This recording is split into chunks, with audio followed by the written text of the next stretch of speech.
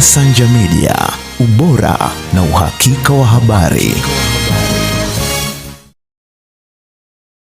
Imekuwa ni kawaida kwa mbunge huyu wa Mbeya mjini Patrick Mwalunenge tangu alipopata hatamu ya kuiongoza jimbo la Mbeya mjini kuhangaika na wananchi wake, lakini pia kuhakikisha wananchi wake wanapata huduma za kutosha.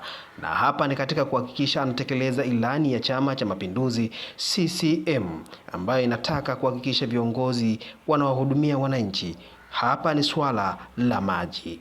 Kadhalika, mbunge huyu wa Mbeya mjini Patrick Mwalunenge ameahidi kuendelea kuhakikisha wananchi wanapata maji, akiwaomba wananchi hawa kumtuma kazi kwa kuwa aliomba kazi kwa ajili ya kutekeleza ilani ya Chama cha Mapinduzi. Kubwa anasema hakikisha wananchi hawapati tabu kwa kutatua changamoto mbalimbali zinazowakabili, huku akisema suala la maji halina mjadala na hatahakikisha kwamba anashirikiana na mamlaka husika kupata maji yaliyo halisi.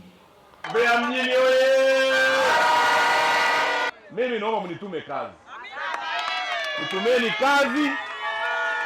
kazi, niko tayari kutumika. Sema hiki kitakachochimbwa hapa, tuna imani kabisa kwamba kitatatua kero kubwa ya maji ambayo ilikuwa inapatikana Itagano hapa, hasa kwenye mtaa huu wa Ipombo, kwa sababu mtaa huu ulikuwa haupati kabisa maji.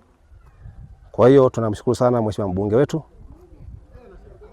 Patrick Mwalunenge kwa kazi nzuri ambayo anaendelea kuifanya kwenye kata hii, lakini kwenye jimbo hili la Mbeya mjini.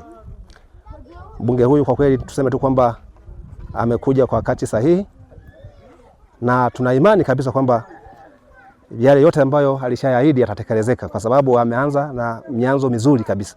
Tunashukuru mheshimiwa wetu kutupatia sima la maji.